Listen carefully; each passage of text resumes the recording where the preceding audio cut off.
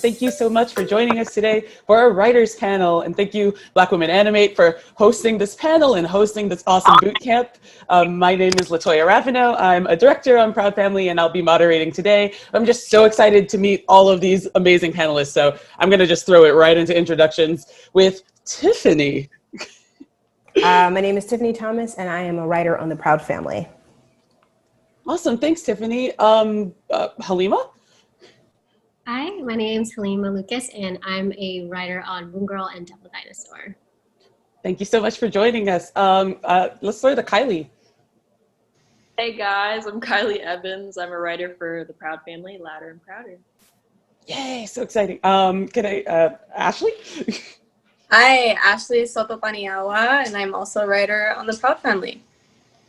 I love seeing all these familiar faces here. And Kiana. Hi, I'm Kiana Khansmith, and I am a storyboard artist on Big City Greens. Thank you so much, you guys, for joining us. And I know all of you are working on these super amazing shows. I'd love to hear more about how you got into this industry, how you got into this writer's room. So let's share some of that journey. I'm going to just keep going in the same order unless somebody's like, I really want to jump in. So Tiffany, I'm sorry, I've locked you into this position. It's absolutely fine. I come from an acting background. I was acting and performing in sketch comedy and improv for about 8 years. I also worked in production as well. And I got tired of some of the roles I was getting. So I decided to write my own things, and I wrote a pilot. I showed it to Ralph Require. He got a copy of it. He really enjoyed it. We ended up doing a pilot presentation for it. At the same time, Proud Family was coming around, and he was like, hey, would you like to write on a show? And I didn't know at the time. I was like, sure, of course. So I had to send over my script to Disney, do that whole thing, and basically was able to get on that way through basically performing all those years and having that relationship and having a script ready to go. So cool. I know, I feel like I heard them saying you were an actor, but I didn't fully appreciate that you had like a whole career, as I was like, oh my God. So do you think, I'm pulling a tangent, but has the acting changed the way that you write or affected it at all? It's definitely helped in the room, because when you do improv and sketch, you're constantly thinking on your feet and pitching kind of ideas and performing. And that's what you do in sketch. So it has completely helped me in that aspect. And also too, when we do the voice records, I actually read with the actors. So I think it helps in that regard, because I know, because I'm in the writer's room and I know how the writers are writing it, I know how to say it to get the actor to respond and react, or how I need to switch it up sometimes. So it's been very helpful having that background. That is so, so cool. Halima, where are you coming from? Yeah, well, I proudly hail from Stockton, California, which is more NorCal, farmlandy California.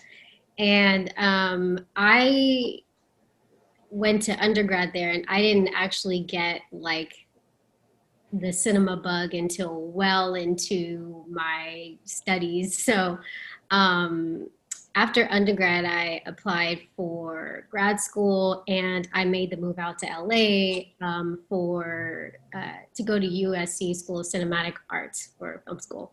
And so while I was there, writing and directing in the live action space, making a bunch of shorts and learning a bunch of stuff, and I had shorts that went on to do really great things and win awards. And so, like everybody else who goes to film school, they're like, oh, this is going to be my big break right when I come out. And I was at Joann Fabric sweeping up glitter for minimum wage out of grad school. And so the funny thing about that is, while I was working at Joann Fabrics, I was so inspired by my workspace. I was like, oh, this is totally a show, because I was watching The Office and Parks and Rec at the time. Like, this is a show. I have to write about this. And so that kind of put me on the TV writing track. And while I was at Joann's, I crossed paths with some folks, one of them being Samir Gardezi, and I got to be a part of this writing initiative that took a bunch of up-and-coming writers of color together, and we developed and wrote a web series. And so that was the first time I had like written something like communally like that. And that's when I fell in love with that process of TV writing. And so after that, I heard about the Nick writing program, and I applied and thankfully got into that and learned a ton. And so from getting into the Nick writing program, I was, I guess, kind of like someone kind of spotted me in the Nick writing program from Disney, Kitty Walsh over in Disney Junior. Oh God, awesome. Yeah. And so she then, when I met with her, she was like, you know, there might be this show that I think would be, you might be a really good fit for. They're looking for writers. And so she connected me with the folks over at Moon Girl. And that's how I got to be on Moon Girl. That is such a cool journey, and I completely feel you on that post-grad school retail life. So I feel this warmth just radiating that you also have lived that experience. I'm a proud past employee of Joanne. That's amazing. Yeah, no, me and the Target Electronic department, but yeah, it really changes. I think it informs you for like all of these future storytelling, because you see just so many different types of people, I'm sure. Yeah, definitely. That's so awesome. KyLee, I'm gonna throw it your way.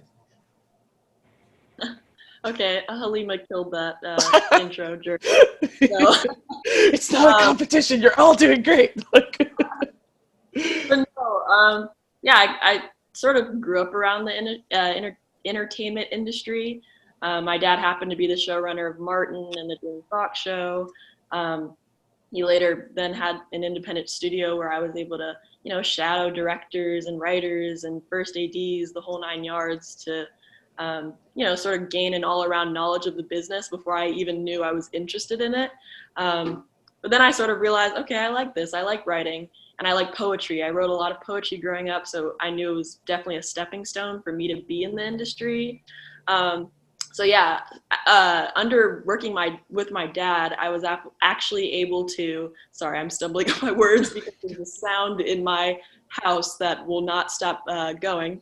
But yeah, so I was able to work for his shows, and that kind of stepped me into the new playground of comedy, which was improv at MTV's Wild 'N Out, where I sort of worked my way up to being a creative consultant. Along the way, I also created my own sketch show and wrote 10 episodes of a show that was loosely based on my life. It's basically the girl version of Everybody Hates Chris. And so yeah, now I'm in animation, and that was a quirky story, but yeah, so now I'm here. That is so awesome. And it's amazing that you got to kind of see the industry and like hone your skills. But at the same time, like poetry is such a different, and yet like I can see how it would really help with the storytelling, especially on shows where like music and rhythm and like the timing is so important in animation. Oh, for sure. It definitely unlocked a different creative mindset that I was able to translate into all my scripts and, you know, stories in general. So yeah, poetry definitely helped me out. So cool. Ashley, how'd you get here? It wasn't a linear journey. I'll just start from the beginning.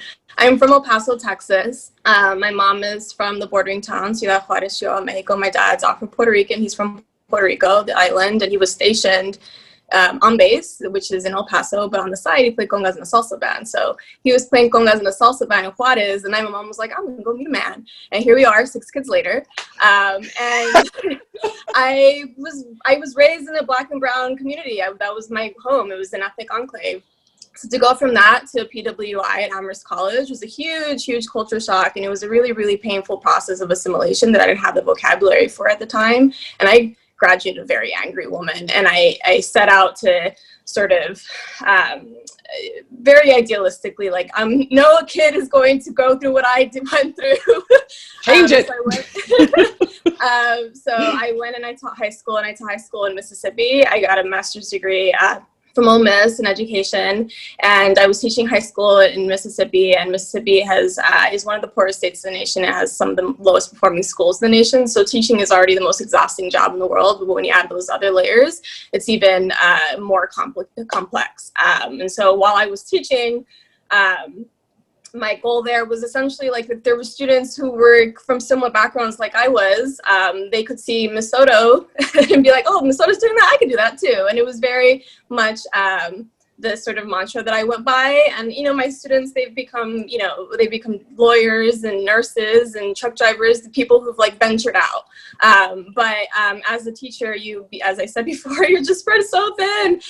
So I started to think about impact because I was one person serving 300 students and I was spread really thin. And it was like, how do I then create more impact and help and sort of thinking about that question. My best friend from college, she lives out here in LA, and she was like, oh, come out here and figure it out. And I wasn't going to lay down long-term roots in Mississippi. So I was like, okay, I'm coming. And so I came here and I was like, oh, so what do I do now? And I landed in marketing and I thought that was perfect. So I was like, oh, this is great. Because then you see a billboard, you see Black and brown faces and you can normalize marginalized faces and it becomes white noise. This is perfect. Marketing, yay. And you can reach everybody. But then you learn quickly when you're a marketing professional that your job is to find the audience and send the brand message. Your job is not to control that message. Oh. And so then so I was just like having this existential like crisis of like, who is controlling this narrative? And then like I live in LA, everybody's a writer. I was like, writers, I need to be a writer. That's what I need to do. So that's how I became a writer. It was more of just like this like long journey of like, how do you create belonging? I don't know. We're going to figure it out. And I had this sort of like ideological sort of journey and then eventually landed on Proud Family. And I think I don't think this is sharing information, but we've been in meetings with like the D&I people and like they start to share statistics and they've shared that like Black and brown kids from low-income rural communities are disproportionately watching more TV than any other demographic. And so like to me, it's really rewarding to see that like I'm doing the work that I set out to do. That is so incredible. And I love how you had this goal and you just chased it down into different fields. You're like, how do I reach as many people as possible and who is reaching them? Because you're right. It is very much like, it is who's telling these stories. It is writers and it is media that is showing us versions of ourselves, and like getting like women of color into these rooms is the only way to control these narratives, or the only way to like, you know, really start making authentic narratives. But that is awesome. So I'm going to throw it to you, Kiana. You had a very different journey, so I'm excited to hear. So for those who don't know, I think I'm the only board artist in here. So I have like a very different path, and I feel like it was actually very linear. Like from a young age, like I knew I wanted to go into art at least. And then in middle school, one of my family friends who worked at Pixar like saw that I had this like passion and interest in art, and like was before we moved back home to Hawaii, was like, hey, why don't you come visit the studio? And I was like, yes.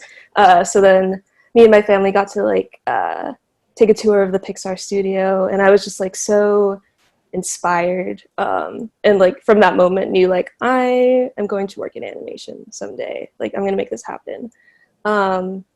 So I went to school. I focused on art even in high school, like just doing the most in my art classes, just being super extra, and then only applying to art schools. And then I eventually landed myself at CCA, California College of the Arts, up in Oakland, San Francisco area, with a focus in viz dev, and kind of I dabbled in storyboarding a little bit, but I actually went to CTN and met a character designer, and like as he was looking through my portfolio, he was like, wow, your like character design stuff is really strong, but like I could see that you have like a strong sense of storytelling and like boarding and like this small like 1-page segment of boards that I had. And I was like, oh, okay, I'll try it. So I actually started doing boards instead and found that like I really enjoyed creating stories and like planning things. So I had a focus in that.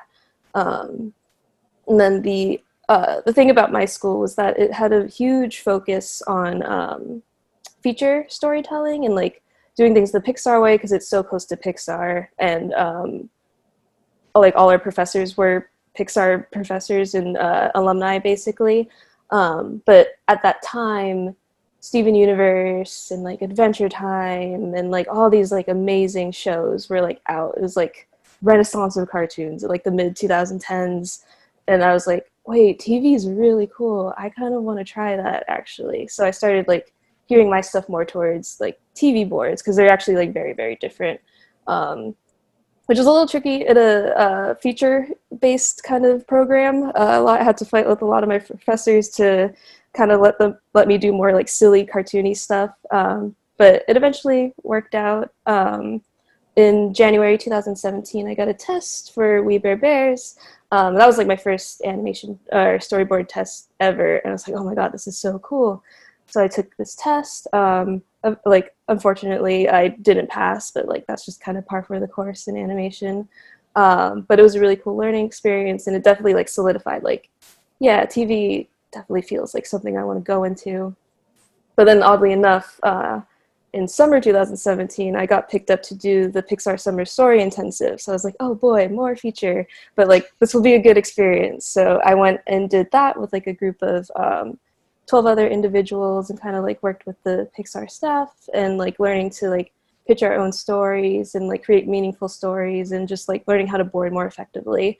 And it was great. I learned so much, but it definitely was like, I don't want to work in feature right now. I don't think I want to do this. But I did that. And then pretty much a month or two after, a month or two after that, which was crazy. Like I was in my senior year of college.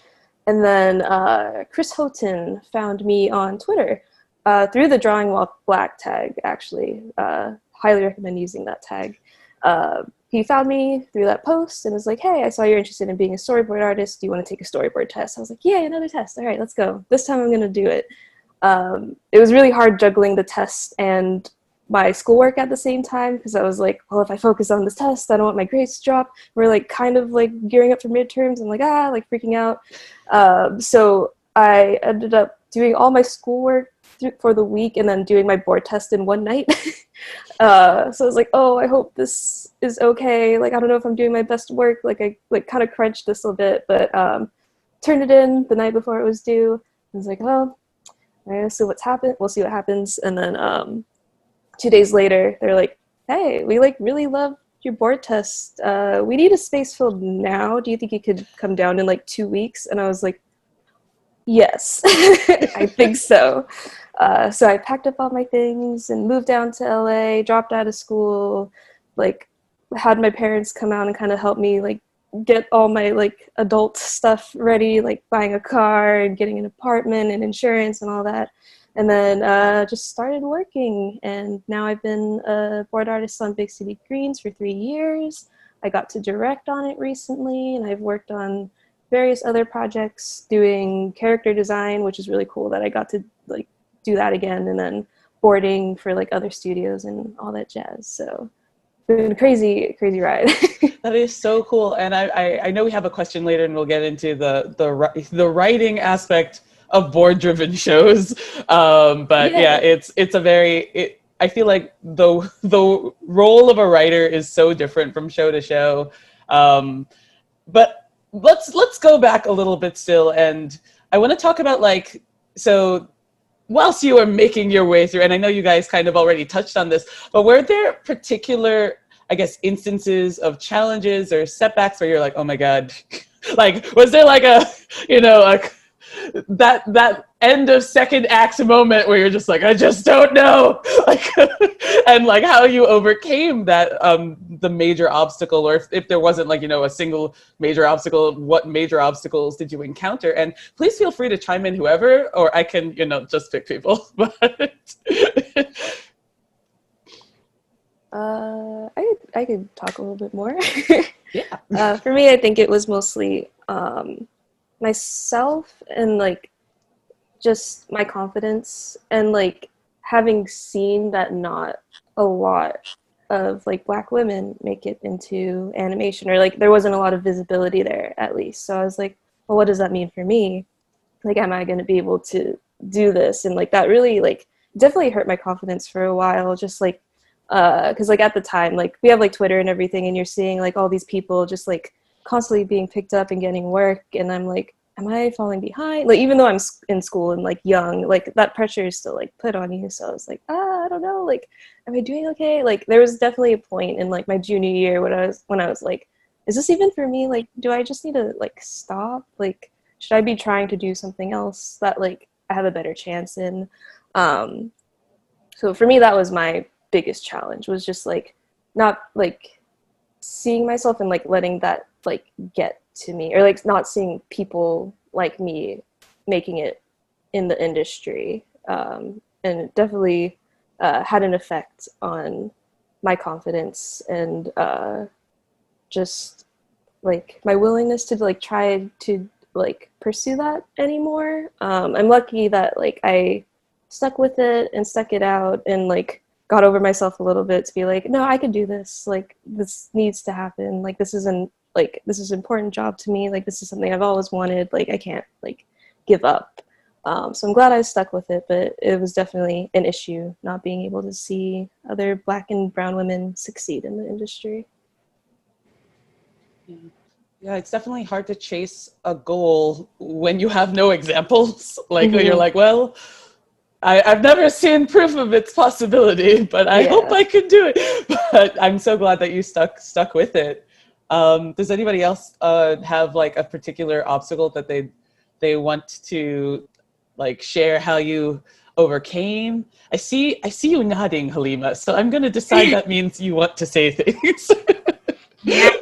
I mean, I want to acknowledge first what was just said, because that's something I experienced too, even while I was in grad school, even within my own school, seeing which students were given opportunities and which were not. And I knew I was not one of them. It was clear I and students like me were not those students. So I left that institution with a lot of like lack of confidence and frustration about that. But what I will say is, being a creative, one of the things I struggled with outside of once I left grad school was being inspired to be able to create the things I needed to get the opportunities that I wanted. Because like I said, I was working at Joann's. I was not making a lot of money. I was scraping by, and I was working hard to not make a lot of money. And so it was very, very exhausting. And it was hard to find the strength and the inspiration to even want to write. And when I felt like I was in that rut, I was like, well, if I'm not waking up at 4 a.m. or whatever time to write or to come up with ideas, does this even mean I want it bad enough? Does this mean that I'm not cut to do this kind of thing? So that was, that for me is something that's really hard. And for a lot of friends that I have, is like, how do you continue to do this work when you're not getting paid to do it, when you have very little time to do it? How do you keep burning that oil? And for me, I think that what really helped, honestly, was having a community of people that kept me accountable and kept reminding me of the vision that I had for myself at one point. Because there are times where I couldn't see it and thought that was just not for me, and they would remind me, no, it is, and you need to send me pages, and you need to do this, and do that. And being a part of those communities really became the engine. And so I will say, like, one of my proudest accomplishments was writing my first pilot. I'm sure it was trash, but it was something that I pushed to do, that I wasn't getting paid to do, and that like I did, did for myself and on my own. So I think that that's a challenge, constant challenge with creatives, whether or not you're even in the industry, to continue to be able to find space, find energy, find passion to do the things that you want to do. And community was really helpful with that. That is so awesome. And I love that, like, Like it's like you don't have to figure it out alone. You don't have to like just like having that support system or creating kind of these deadlines through people or these motivators from people. Like that is so awesome. I'm gonna like I want to kind of move us to this next question because it's really interesting. Oh yes, KyLee. Yes, please go. I think a really ironic obstacle for me always happened to be my age, weirdly enough. Always feeling like I had something to prove, or feeling like my pitches were being overlooked because I was young. I call it Hamilton syndrome ever since I watched Hamilton, where it's just like, I got something to prove. Yeah, just not feeling like seasoned enough, like as the other vets in the room, or thinking you're pretty much good enough. I think that was a big struggle for me, but I feel like I overcame that feeling of inferiority with time and experience, and just being able to feel comfortable and, like Kiana said, confident, with my writing abilities. That is awesome. Yeah, Ashley and Tiffany, do you guys have any particular I'm trying to keep my job. That is a very real obstacle that I continually, every day, I'm like, and today the goal is to still have the job by the end of the day. So I feel that on a spiritual level. But KyLee, you actually segued really perfectly to this question that I would really love to hear everybody's thoughts on is, what's it like being a woman of color in the writing room, or in Kiana, in your case, like as part of a board team or just on a team working in this industry, but especially involved in telling the story? I know a lot of you are in situations where you are not the only woman of color in the room, but I also know that that is not always the case. So I would love to hear. I'm going to just pick people who nod first. So Tiffany, you did the head thing, and now you win the talking award. Yay. Being a woman of color in a room. Well, as you mentioned, I'm very blessed. I'm in a room with other women of color, obviously. So there's a support system there. For me personally, because our story revolves around a young Black girl, there's a gnawing of authenticity that I'm always kind of trying to be aware of. And I know the other writers in the room are too. Would she say this? Would she do this? Are we depicting this? Even from character design, there's been talk of, well, how about this? What about this? Just kind of keeping that in the forefront. And for me too, it's actively supporting the other females in the room. Like, I think that's really important and can get lost sometimes because men talk a lot and they're loud. And sometimes when you're pitching or other people are pitching in the room, it may get lost. And I think I try to actively be conscious of that. Oh, did you hear this? Or what about this? Or, oh, that's a good idea, such and such. Let's, just making sure I'm supportive in that way to the other women in the room, and making sure when it comes to the stories that this is coming from an authentic place. This is not a girl who happens to be Black, but this is a Black girl, being specific about it and trying to make sure that bringing up those points and trying to bring that up, that women and young girls particularly experience things in men. And these are some of the things you may not know. Women do that? Yes, they do. Little girls do that? Well, actually, matter of fact, we do. We do this. Do you want to see a video on it? Would you like us to pull up a video to show you? And sometimes that's what it takes. But being active in that depiction of these young girl stories, but also in the room sense, being active of the other women in the room around me. Hey, you good? Oh, did you pitch? Did you hear a pitch? It's kind of all encompassing, just trying to make sure that the story's being told in a real way, and that I'm being supportive of the other women in the room, or try to be.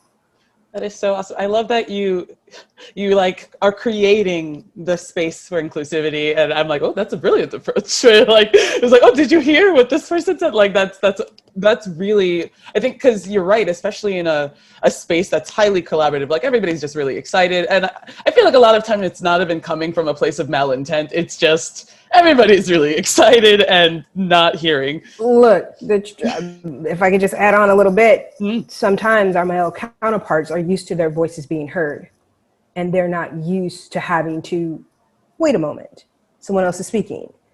Wait a moment, this person's saying something, you're just repeating what this person said.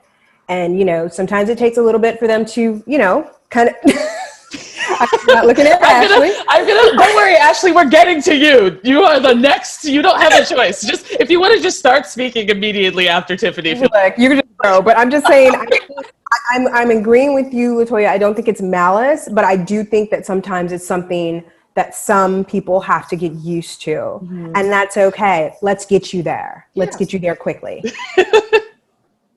Ashley, all you, girl. Oh my God. You are a little too close to the camera to ignore, okay? Like, you clearly have a point. I was just engaged, you know? I was right there with Tiffany. You were leaning in focus. You were so edge of your seat. I think before I like answer the question, I think to give it context, like our writer's room sort of functions like the live action room in the sense that everybody's in the room, or live action comedy room, where everybody's in the room at the same time. The showrunner leads the conversation, and your job as a writer is to pitch ideas or jokes based on whatever the showrunner, you know, decided it is that we're talking about today. And then typically in a writer's room, it's very hierarchical. Whereas like if you're the lower level writer, you speak very, very, very little. You speak, and when you speak, it has to be like the most amazing thing you've said all year. And then it sort of goes up, you know, the ranks from there. Like the thing I was told when I was like, you know, in different fellowships was like, if you get paid more, you talk more. The same way with as an actor would be if they get paid more when they have a bigger role. So that was how I was always told a comedy room would be run. And so in the similar way, we run like a comedy room, but we don't have that sort of hierarchy laid out. So everybody is expected to talk. So even if you have been in the industry for 30 years versus 2 or 1 or none, the expectation is everybody is here to do a job. And so there's no need to be shy. And I think more generally, like as a woman of color, I've learned that respectability politics has never served me, and it's not going to save us. And as a result of that, I have to make a really deliberate decision to take up space. And that's in any sort of space that I navigate. And I think these are all the things that like are some of the negotiations that I have to make in any space that I enter, regardless of whether it's a writer's room or not. And those are things that people who aren't necessarily, you know, of color are considerations that they don't have to make. And so I like keep that on the forefront of my mind, knowing that like I've been hired to do a job and it's okay to do it. And so, you know, when Tiffany's saying, you know, like there's this sort of need to make sure that we're all supporting each other, because there are people who maybe haven't necessarily had the same sort of like internal negotiations and had to sort of think about like the sort of impact that you're making just by speaking up. Like, you know, like your existence is an act of resistance. Like these spaces weren't invented for us. So like it's up to us to sort of be intentional about taking up that space. Yeah, it almost feels like the you know, I don't want to say indoctrination, but it kind of is, like that society gives you is the exact opposite of what you have to be to, you know, successfully do any of these jobs or do a leadership job or be like someone telling a story. Like you can't be like a demure, quiet, like you physically can't, or else you will never get a word in. But yeah, I love, literally. Yeah, it's just like, exactly. Yeah, I love hearing you're like, oh no, I am here to be here. KyLee, you had talked about like your age being a challenge within kind of navigating this role in this industry. Do you think, or has like age plus women of color, I feel like it's the intersectionality is never ending, but like your experience as a woman of color in the writing room, has it changed or is like similar to what Tiffany and Ashley were saying? I think for me, being a woman of color in the writer's room is definitely empowering. I've personally only been in writer's room with Black showrunners and predominantly Black and brown writers. So I feel like empowering is the only term that truthfully sort of defines, you know, my experience as a writer, especially in my current writer's room. because not only do I have the pleasure of writing for a predominantly Black show, but like Tiffany said, I'm also writing for a Black girl, which in animation I feel like is extremely limited. So I feel like as a woman of color, I'm really getting the ultimate opportunity to really use my voice, my age, and my experience to kind of add a sense of authenticity and truth to the Proud family. And I think it's extremely necessary in this day and age where, you know, there are some shows that will have minority families or minority characters with little to no minority voices in the room. So I feel like there is a sort of empowerment when you feel like you have purpose in the room and you have a voice. And I'm very fortunate to say that I do. Yeah. Halima or Kiana, do you guys want to share your, I guess, Kiana, I'm not sure, I am actually interested to know how writers' rooms work on a board-driven show. But Halima, I know the show you're on has, I think, a more traditional writer's room in the sense of, you know, like a group of writers making a script beforehand. But yeah, has your experience as a woman of color in a writer's room, how has that been? Mm-hmm. Yeah, I will say that, you know, the makeup of the room that I am in, it differs from that of Proud Family. So, although our show does feature our protagonist is a young Black girl, our room makeup is a bit different. And to what Ashley was saying about the things that you have to negotiate, I think it's a little bit different. There are a lot of similarities and there's some differences when you are in a room where majority of the folks who make up the room are not Black or identify the same as the character that you're writing for. And so I think for me, it is some of the things I kind of check in with myself about and negotiate with myself is between, you know, what is my responsibility on as my job description tells me, what is what I feel my personal responsibility is, and what is my actual power in the room, right? And so I have leaders that have open ears and open minds to what I have to share. And I use the space that I occupy to share as much as I can about my experience, pitching things out, educating in things that I think a lot of people would not assume you have to point out to people, like, oh no, this is an actual experience. No, this is, yes, this character is female, but she's Black female. So there's a different kind of lens in this, in her experience. And so I do take the opportunity to do that whenever I can.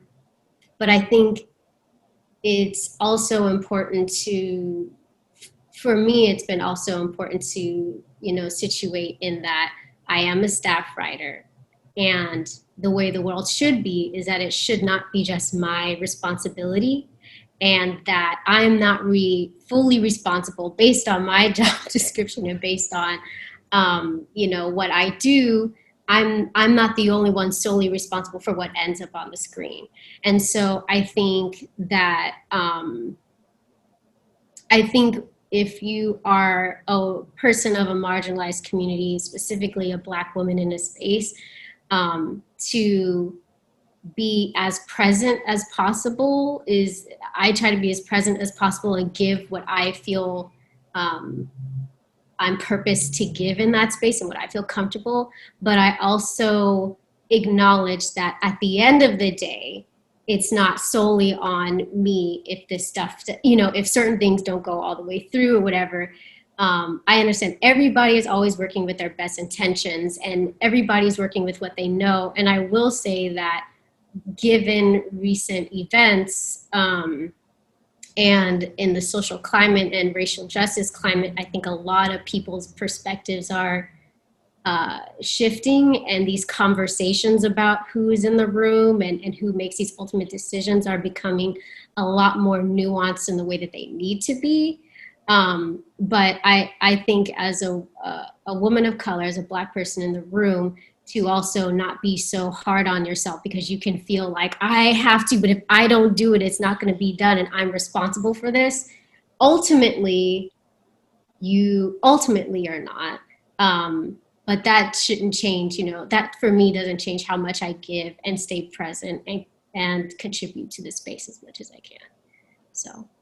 No, you're absolutely right. And I feel like a lot of us women of color working in the industry kind of felt this like personal responsibility after the events of 2020, but you are like, you can't drive yourself crazy trying to be like the Joan of Arc. Like you have to kind of do as much as you can whilst also taking care of yourself. So I am really glad that is something that you are like mindful of. And like, it is, I do think I've heard this negotiation on like with other creatives where it's just like, how do I lend my voice and my experience and my like authenticity to this without having it become like this weight.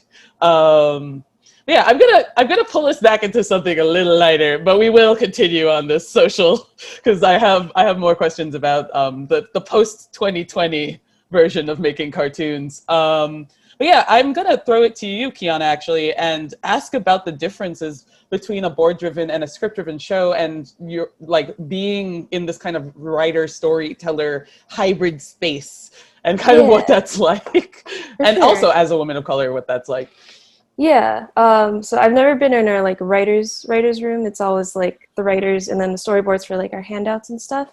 And that's usually where they just like read the outline to us or the script to us and be like, okay, this is what's going on.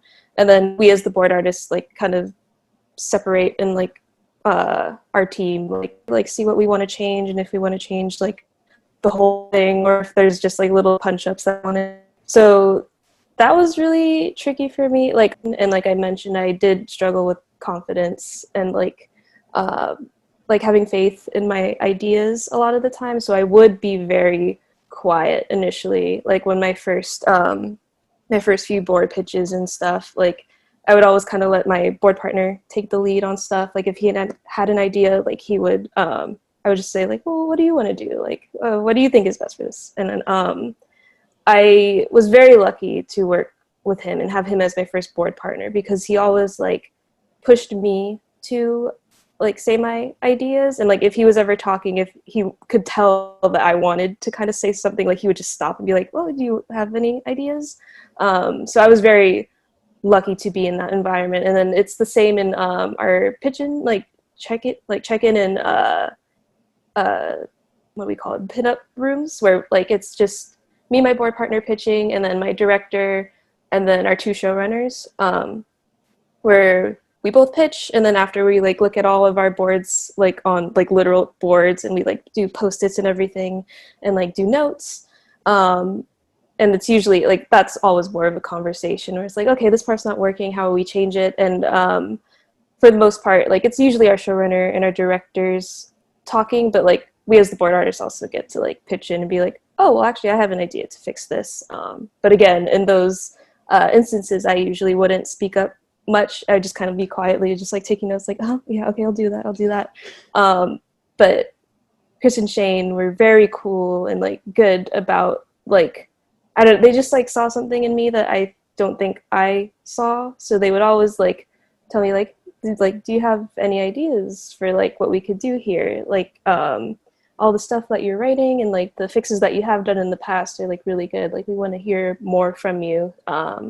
So they definitely helped me there for sure. But yeah, it was definitely kind of a struggle just like being the one Black woman, because like Big City Greens is not a Black show. For those who don't know, it's extremely white. It is about country kids moving to the city. Like white country kids moving to the city. So like going on that show is definitely like, oh boy, I'm gonna be like the only like woman of color. It's just gonna be like all white. And I was very lucky in that like there are like women of color, like a lot of Asian women specifically, and other like white women and like Asian men, and it's fairly diverse, like way more diverse than I thought it was gonna be. I thought I was gonna be like the only like girl and the only like not white person. So I was genuinely surprised when I got on that show. And it was also very nice to have my director, Monica Ray is my director, or she was my director, now she's supervising director, but having her always kind of like back me up as well, like just as a woman in the writers' room was really nice.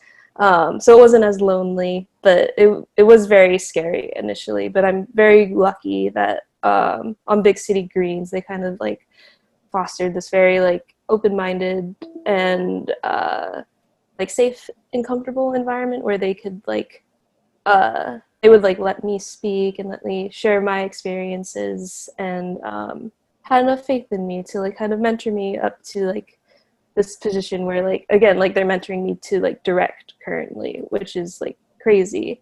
It's not crazy. You're doing it. It's not crazy. Thank you. But yeah, it's like helped my confidence in that way, and I'm definitely not as shy anymore in these meetings. I'm definitely like sometimes the first to speak up when I see like issues in like a story. And yeah, I think that's all I have to say about that. That's awesome. It's so nice. I feel like especially like and also I know nobody believes it when I say it, but like when I first got into this industry, I was like terrified all the time, and just like I was like, if I speak, they will fire me. That's how this is gonna go. Yeah, So exactly I feel this.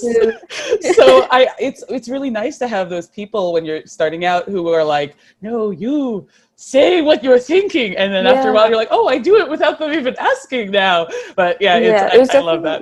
It's very scary, like just having heard like horror stories from like maybe other productions or just like stuff that's happened in the past, where just like it is like a lot of the time just like men talking over women, and like especially talking over like Black women in these kinds of like scenarios. So like I was like very much like bracing for that, but I was very surprised and happy to know that Big City Greens wasn't gonna be like that and wasn't gonna have that kind of environment. So it's really helped me grow, for sure. That's awesome. Speaking of talking over people, as I'm sure we've all experienced by now, the wonders of Zoom or similar web type group services, the writer's room in Zoom. I would love to know how you guys are doing that. Like, how has the paradigm, I guess, of the writer's room versus, because before you were in a room, you were sitting at a table, there was like a TV you could, like it was this literal communal space, and now we're all in our homes. We're on this software that sometimes is not the best. So I'm just curious about how the transition, and I'll start with Ashley and Tiffany, because I know you guys were in the writer's room for a hot minute, at least, before we all started work from home. Like, how has this new version of a writer's room been for you guys? Ashley, I will throw it at you. Yeah, so we share screen, and Travis, our writer's apprentice writer, we have like it's like double share screen. Like one document is like whatever actual content we're writing, so whether it's an outline or the script or whatever, and then the other one is like his notes of like typing down everything we say, and it's all recorded, and so that's what we're staring at all day. And then of course we have the gallery, and that's like, so we're staring at a screen all day. And I feel like in some ways, because we were in the room together for so long in person, that there was an element that was able to sort of carry over in terms of like the dynamic had already been defined, and so we know who the joke guy is, we know who the person who's going to keep us on track, we know the person who's going to fall asleep, like we know like who's going to everybody's role has been cast already. And so in some ways that already carried over, but it doesn't mean that like there isn't that like 3 o'clock like drag where we're all just kind of staring at each other. And so there is an element of like, I live alone in a studio apartment, like, so like there, everybody has different like home life. Like Calvin went home to North Carolina, like, and so he'll always be like, see you at 5, like 5, and he's like, sorry, I'm on East Coast time.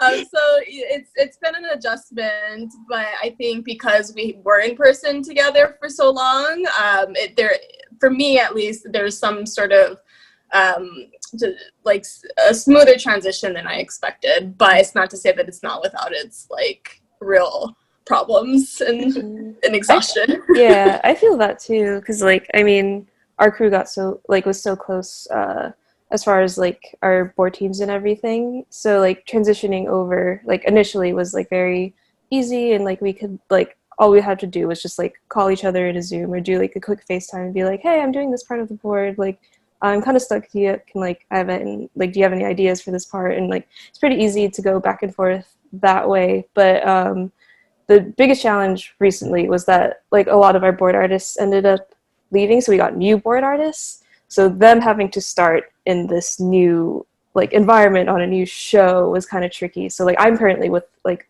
a very green new board artist, like never been in the industry before, first time on Big City Greens. Like we just finished our first episode like a couple days ago, like on Friday.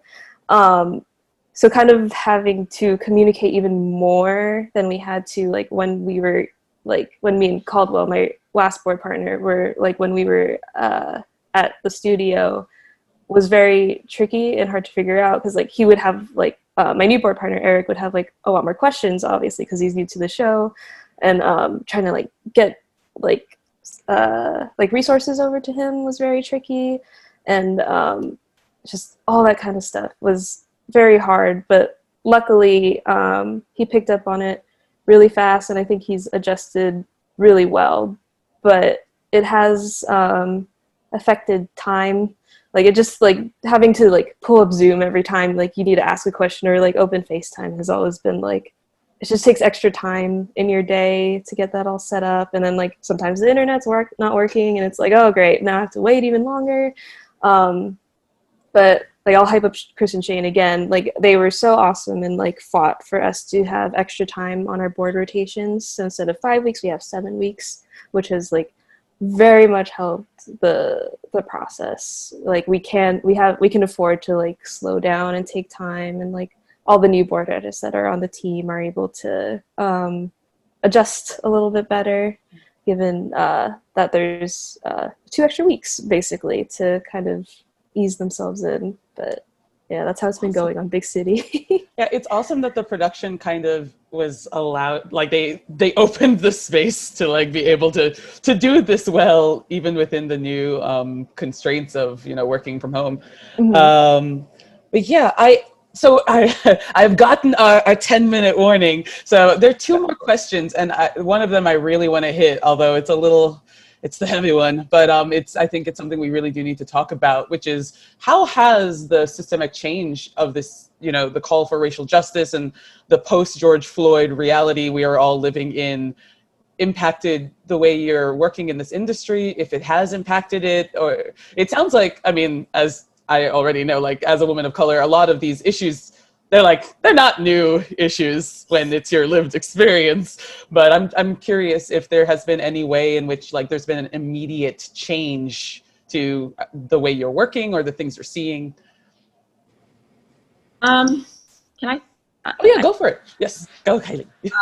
Yeah, I definitely think it's impacted the way we work, you know, tremendously. I mean, I don't think there's ever really been a time where companies have actually taken, you know, this much accountability for, you know, past inequities and past mistakes, and this much action actually to try to abolish systemic racism in response to such a tragic incident.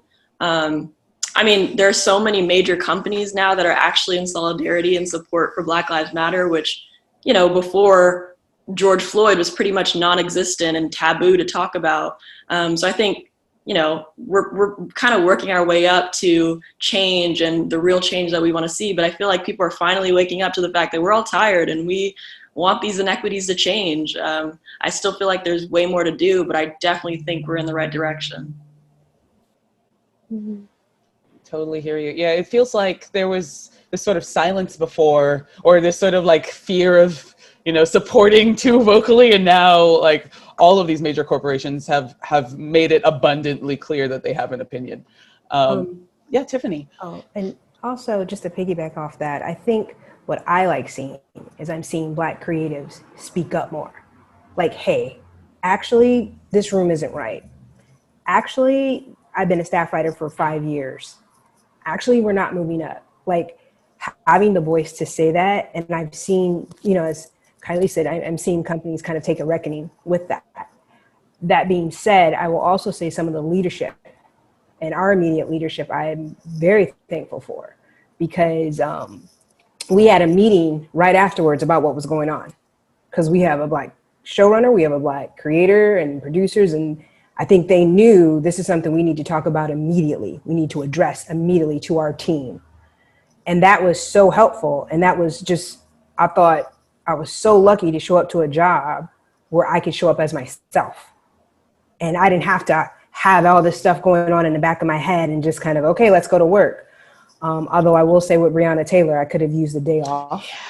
I could have used the extra day off.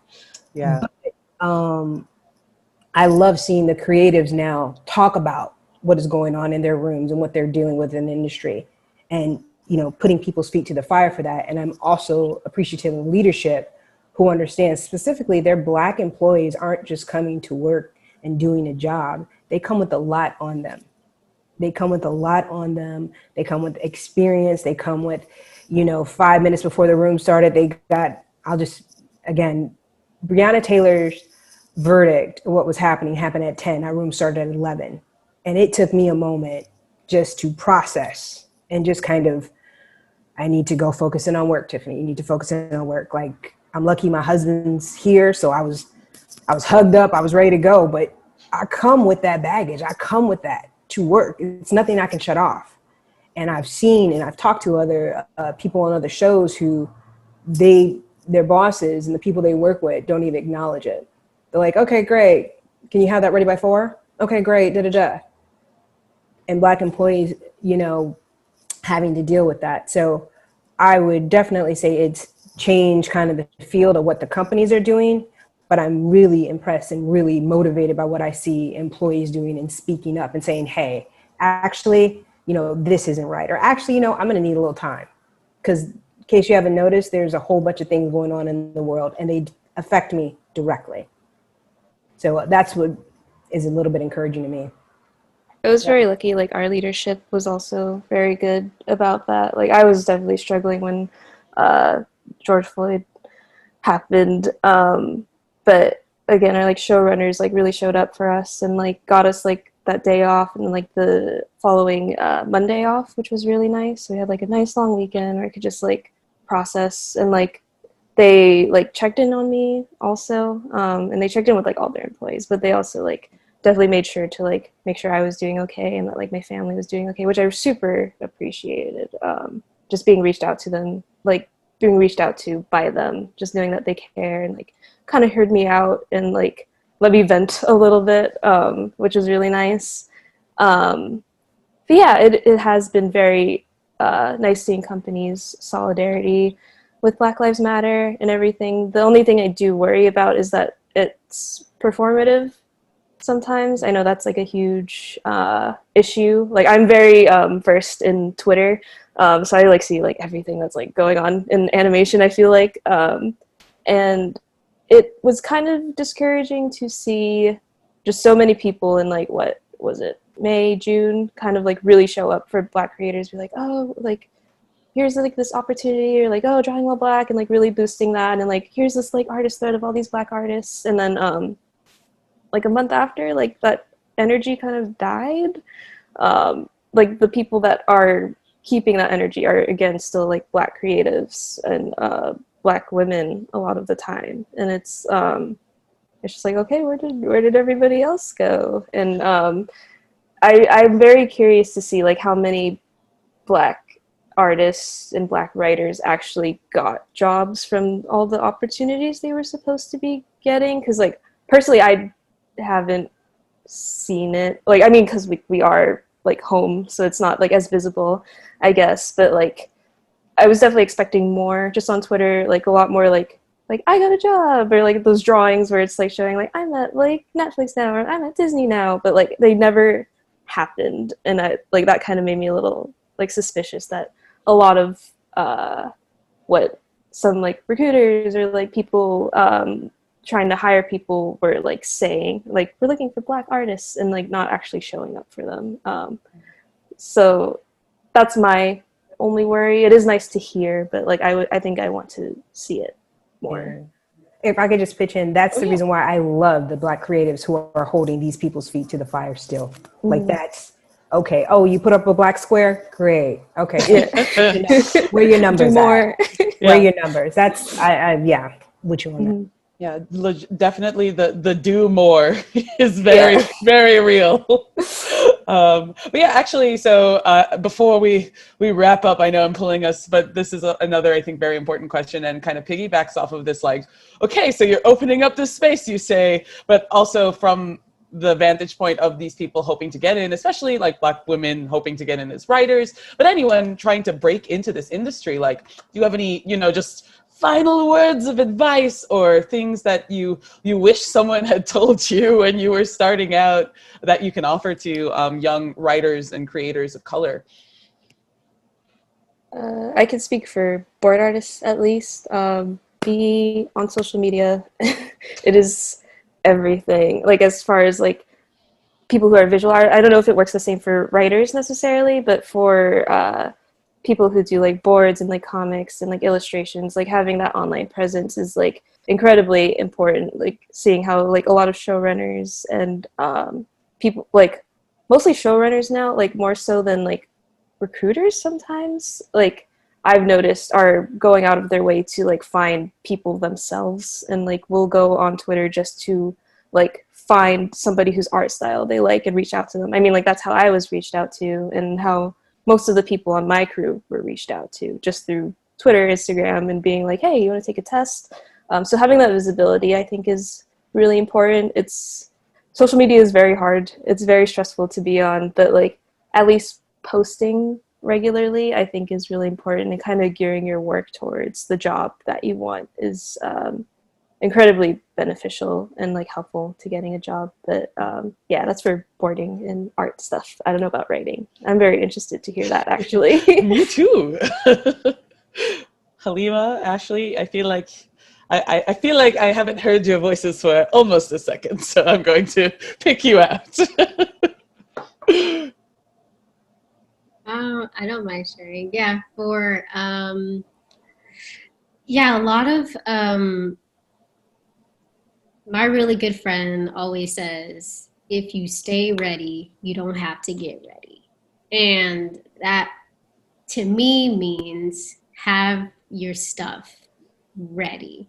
I meet a lot of writers and a lot of folks who are like, oh yeah, so do you have a sample? Do you have this? Because I have people that come to me and ask for recommendations and to connect and stuff like that. And you don't want to be in the position to not have like some kind of sample, some kind of something that someone can then use to staff you, even if it's a pilot, if it's a spec, if it's a short, if it's a short film or a short script or something.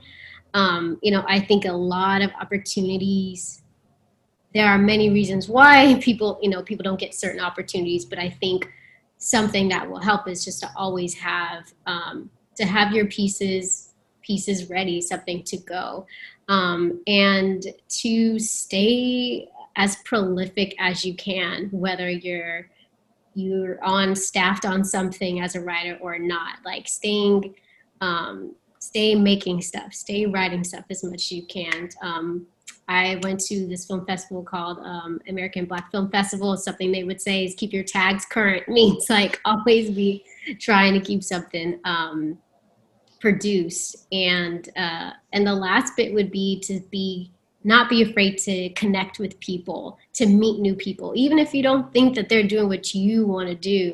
They may not be in animation, or they may not be in 6 to 11, or they may not be an adult. Like, connect with different people, because you never know. People shift and move around in this industry, and your own interests shift and move around. So stay connected with people. And what helps with that is having something for people to actually read or to look at. It's a great conversation starter. So those are the things that I would share. Yeah, just to add to that, I mean, I think it's twofold, as Halima was saying. Like, you need to have your writing, but also like don't be afraid to network. Like there's the way that I've gotten my jobs is through relationships. And so, but those people advocate for me because they've read my stuff and they believe in it. And so I would say, like, if you're writing something, have at least 2 samples that you're proud of. And how do you know you should be proud of them? If they've placed in competitions, I've had scripts placed in Austin Film Fest, the Break Screenwriting Competition, they've advanced at Sundance. And so that, the competitions themselves don't necessarily like bring much beyond that. But when you have the list of them, someone sees that, then it sort of brings a little bit more legitimacy to you, and then they'll be more willing to read you, and then that becomes your calling card. Your script becomes your calling card. And then on the other hand, it's the networking aspect, where you just have to continue to meet more people. A friend and I, his name's Jesse B. Evans, we started an initiative called Raise the Percentage, and I've since sort of, I started the initial one, and then he sort of carried it on, just because it is a second job, quite honestly. But the sort of impetus for that was just like, I got started in the industry because someone gave me like 30 minutes of their time and met with me for coffee. And then eventually she was the person who recommended me for Proud Family. And so it was literally that simple. Like, you just meet with me. If you could just give me some of your time, if I can make an impression on you, then maybe you'll be willing to advocate for me. And so that's how literally every job I've gotten in the industry has sort of happened. And so we sort of facilitated conversations between writers and working writers, or Black and Afro Latinx writers and working writers. And that was the initial initiative. And then Jesse's carried it on through producers and writers meeting with development execs, and so he's sort of continued that. And so the hashtag Raise the Percentage and Hollywood Here Inc. is the Instagram that he uses. And so that's one way to sort of like get more networking opportunities, and he sort of like is building that, has continued building that, and sort of submitting yourself for competitions and just creating more networking opportunities for yourself. So don't be afraid to like cold call or cold email. Cold Instagram. Yeah, cold Instagram. And like, don't be like weird. Like, just be like, hey, I'm Ashley Soto. I'm a writer. I've placed in these competitions. I really love what you do. Would you be willing to give me, 30 minutes of your time? It's really that simple. You don't need to like, I like your hair that you put on that post on August 26th. Like, you don't have to do all that. Like, because people do that. And it's just like, Ashley. But yeah, don't be weird. Network. That's great. Yeah. Can I do a wrap up, Latoya? Oh, yes, absolutely. Of this, because everything they said is absolutely right. And I always break it down to kind of 3 beats. Your script is just as important as your relationships. They're equally important for a Black writer. Like, you can have this great script. And when I first came in, everybody's like, have a script. That doesn't mean nothing if you don't have those relationships and you haven't taken the time to meet people and talk to people. So they're equally important for you. 2, don't turn down nothing but your collar and porn sometimes. Wherever somebody gives you, seriously, whenever somebody gives you an opportunity, you take it. You take it, whether it's writing, whether it's this, whether it's that, because you never know where it will lead you. And you always say yes. And even if you don't know what you're doing, you say yes with confidence and you Google it later. Those have been like my 2, I tell everybody, because if you do those things, like the lady said, and you're consistent with it and you're doing those things, that's when all the energy you're putting out will start coming back to you.